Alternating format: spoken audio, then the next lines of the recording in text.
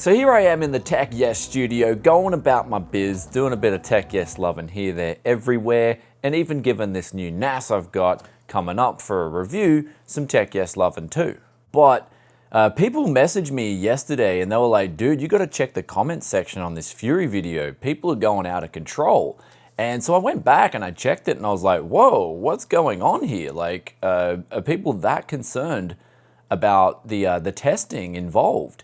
And so I started going through all the comments and reading, and I'm going to say thank you first off as well to the people that keep it civil around the comments section, the people who quickly resorted to name calling and all that. I just pretty much just see that crap and I just ban them straight away. They'll know who they are because their comments won't appear on the channel anymore. But the people who keep it civil, thank you for that. But one thing that no one in the comments failed to mention was that the card actually didn't thermal throttle. And me going back through the video, I checked all the numbers and all the video footage I had here, and the temp limit is 85 degrees. And then when we tested it out, and what we did was we increased the mounting pressure by adding washers to the Fury. And another thing we did do off camera that we didn't say that we did was that we put a straight edge on the GPU die against the HBM. And we saw there was like virtually no light leaking through. And that's one thing, of course, if there's a different heights, I'm going to notice that. But that being said, if there's different heights and it varies too much, a thermal pad's not going to do you much good either. So moving on from that though, one thing I did realize with a thermal pad was since you are taking now a slight bit of space, you've then got to account for that with the tension screws that have pretty much end at a similar height. You've got to then add a washer to account for that height you've lost with the thermal pad. And so doing that, I didn't actually initially do that, and that's probably one thing I failed to mention in the video, was when we didn't add the washers and I quickly tested it, it started thermal throttling within 30 seconds and artifacting, and that's dangerous behavior because if you do that for too long, you can essentially kill the whole GPU. And of course you don't want your GPU to do that for obvious reasons. You're just going to lose your money and kill a perfectly good card, which I don't think anyone wants to do. So upon the initial testing, I noticed, yeah, we've definitely got to add some mounting pressure here. And so I went back and added washers. And thanks for the people who watched the whole video and noticed that I added washers to the equation, which of course increases the mounting pressure and will then keep the card under control. One thing that we came into and stumbled into, which is starting to get really weird, was the thermal temperatures of the thermal pad before and after. And since we did take the thermal pad off with a fine, basically we took it off really carefully and meticulously, we were able to reuse it. And when we reused it, the temperatures maxed out at 100% fan speed, 63 degrees. And on auto, and this is where things start to get really weird for the Fury Strix here. And when we had the auto fan speeds, we had 47% and it was maxing out at around 74, 75 degrees. And the odd thing about that was the card, I noticed the speeds was still throttling. The worst I saw it go down to was 950 megahertz. And so when we replaced the thermal paste again for the last time, we then saw the 100% fan speeds going to 60 degrees, which this is a complete apples to apples test. So basically what that means was the thermal paste was doing a better job than the thermal pad with the washers on board to increase the mounting pressure. And then what got really weird to the point where I started scratching my head was when we tested on auto fan speeds, we had two different scenarios. And for some reason, the first time around, it went to 36% fan speeds and up to 84 degrees. And then the second time when I reopened it and reset it in Afterburner, it went up to 47% and went up to about 78 degrees maximum. And I was scratching my head because I noticed the speeds weren't throttling as much as the thermal pad. So they were remaining better.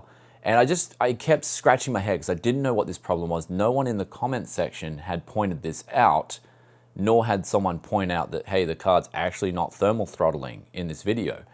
So I was really disappointed in that. People just quickly jumped to conclusions. And then it sort of like, it felt like this herd mentality came on and just like, yeah, you got to change the thermal pad. You got to change the thermal pad. You got to change the thermal pad. When I think there was like one or two people in the comments who actually owned the Fury Strix. and one person said that they tried changing the thermal paste and the card would never work the same again. But I don't think that person added washers, because the performance after we added the washers was actually, and here's where it's going to get really weird, better than the thermal pad. So we've got the numbers here.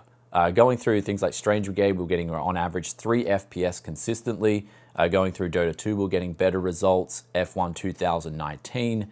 And lastly, Shadow of the Tomb Raider then maxed out at 55 FPS again, and I believe that's due to that higher settings and it being quite a VRAM hungry game. So at this point in time, I'd never seen something like this before, where we had higher temperatures on one test and lower temperatures on another test. And going into this, I had actually never tested a Fury before. This is my first Fury card I've ever owned in my life. I've only in the past read up reviews on the speeds of Fury and how it's more so an up to card. So that 1 gigahertz you get, that's an up to speed out of the box. And so looking into this further, I couldn't find the answers I wanted to find, and I decided to call Jack from Azus, who is a guy here in Australia who knows a lot about the BIOSes and motherboards, and also the stuff with the Fury Strix in general. And my first inkling was, okay, there's some kind of shadow sensor on board that I'm not knowing about, that's not showing up in any of the temperature readings. And he basically said, no, shadow sensors are generally only for thermal tripping and safety measures, like the worst case scenarios on both AMD and NVIDIA cards.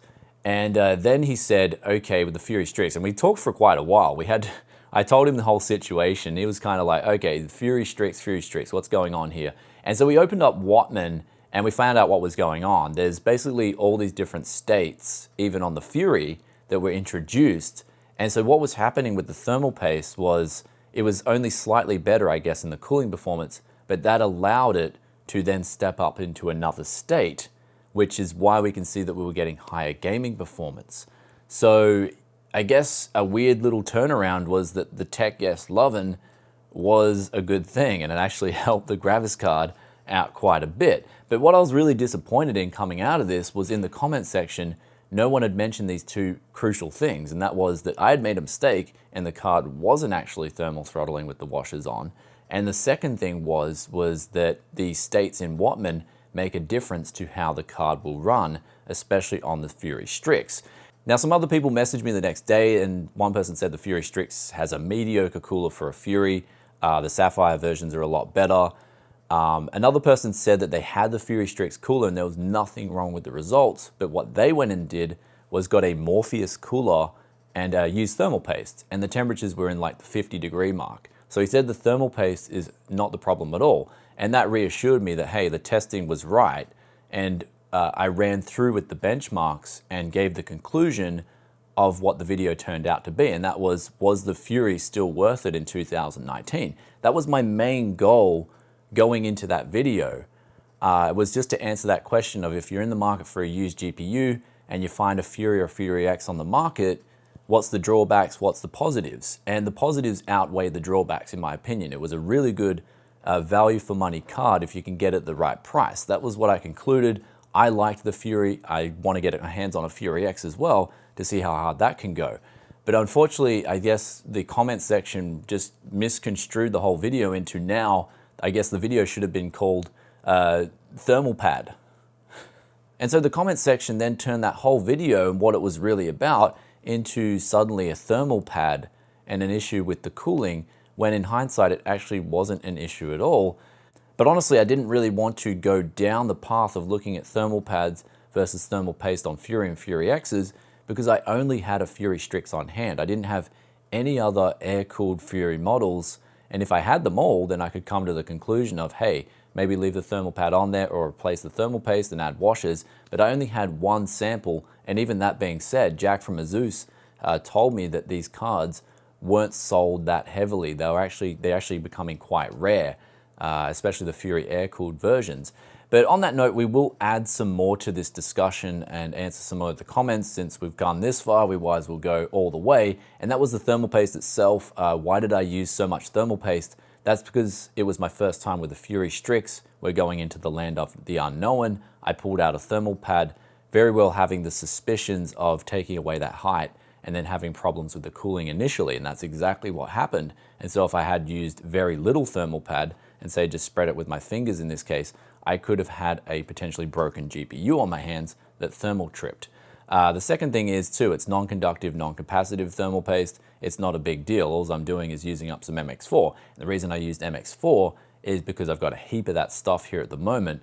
My video editor actually took off with my GD900, so I would have used that, but I'm waiting on another tube to come through from AliExpress. Second comment, and this one I really like, was the potential to unlock the Fury to a Fury X. I checked my card with the CU info, and unfortunately it said that my card has essentially hardware locked and they're read only.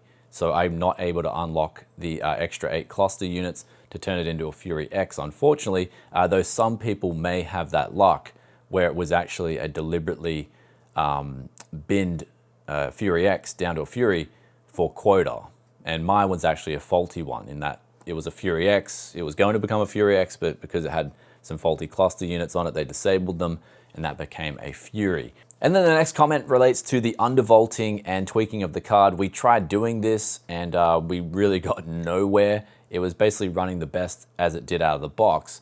And now, of course, I could spend more time doing that, but my intention with the Fury is simply to put it in a gaming PC and flip it. And I generally, as a rule of thumb, don't sell parts overclocked unless it's XMP profiles or I know the person and I'm building a PC for a friend and they want a slight overclock, because you may have to deal with problems if it gets really hot in the summer and their computer crashes. You'll be getting messages and saying, hey, this is crashing, why is it crashing? It's just an annoyance to deal with when it runs fine out of the box.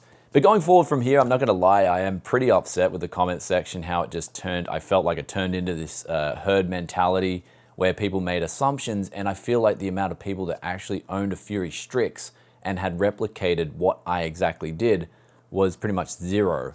The people who messaged me behind the scenes had used thermal paste and different coolers, and they said, yeah, the thermal paste is absolutely fine, and that reassured me that my results were fine as well. Another thing I did forget to mention was I did record all the original benchmarks that we did with the thermal paste while we're benchmarking the games.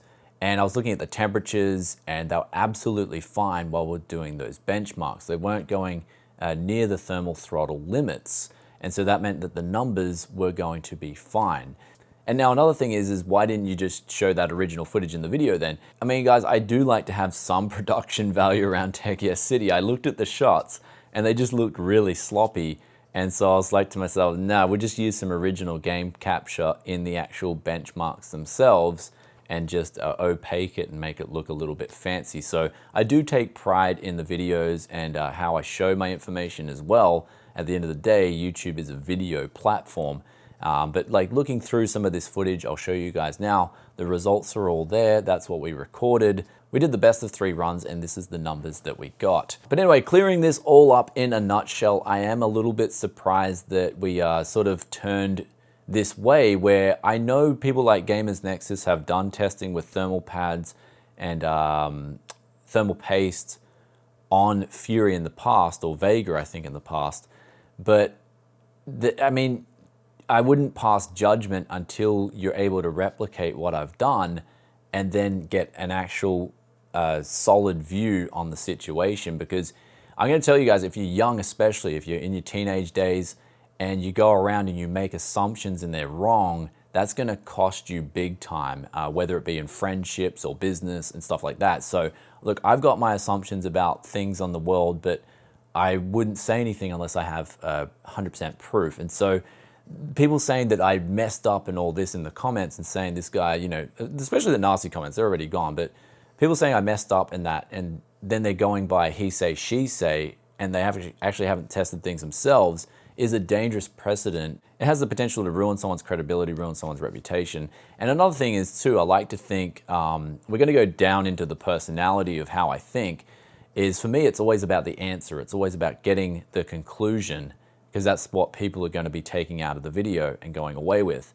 And looking back, this is probably a fallacy of mine in that ever since high school, for instance, in math, I love math. I used to do, we used to do math and I was a B grade student. And the reason I was a B grade student was because I would answer all the complex questions, which like literally like 1% of the students got the answer to. but I never showed how I got it, and I never showed the workings behind it. So perhaps that's like looking back now on that video, perhaps it's my bad that I should show more of the steps involved and slow down a little bit and perhaps push out less content but make it more thorough, and that we go through everything step by step. So there is no, miscommunication and then people come to different conclusions. So basically that's my bad on that front. And the funny thing is when the teachers asked me in school though, how I answered those questions, my answer was always trial and error, which is a sad thing because they taught us in math class not to do trial and error. And of course, for the easy questions, you just use those basic copy-paste formulas. But for the complex questions, I didn't study a whole lot because I was too busy playing PC games, especially Baldur's Gate and Brood War at the time. I love those two games coming up through high school, and CS 1.6 as well. And that was the thing. A lot of my time at high school was spent playing PC games instead of studying. And so when it came to these complex questions, I was like, okay, let's give this a go. Let's give this a crack. And I was like, yeah, the answer, that seems right. And so I'd put that down and then I wouldn't really show the working because it was trial and error. So if anything, one thing I learned out of that in hindsight was trial and error is a good thing if you know how to work it. And so what you see on the channel here is a lot of trial and error where I'll try and I'll get success, and I try and I sometimes fail, and I don't mind sharing that because we get new information out of that, especially when it comes to used price performance and the used hustle and things like that. I don't mind sharing my opinions, whether they're popular or not popular. I'm always just going to keep it real around the channel here. But one thing I do wonder was to those A+ students that answered all those complex questions with all the formulas, 15 years later, I wonder if they still remember those same formulas. My guess is probably not, but the trial and error part, the process of doing that, I certainly do remember that, and that's something that sticks with me. But basically, capping everything in today's video, what I found by revisiting the Fury Strix was the thermal paste was actually better, providing we increase the mounting pressure. And this only applies to the Fury Strix that I tested here. I haven't tested other Fury models, so I can't make that conclusion, and I can't give out a recommendation to go do what I do, because maybe in the long term, as I said in the original video, it could potentially crack the die on the GPU. I'm just not sure, and I haven't tested that for long enough. But in terms of me getting the results out of the Fury, I definitely liked what I saw in comparison to the RX 570. I think it's a great buy if you can pick it up for the right price. Though with that aside, if you have any more questions about today's video or the previous video we made, I'll put the link up here for you. If you haven't seen it, then be sure to let us know in the comments section below. But please do me one favor, and that is try to keep it civil, Tech Yes citizens, and I'll catch you in another tech video very soon. Peace out for now, and if you enjoyed this one, hit that like button. Bye.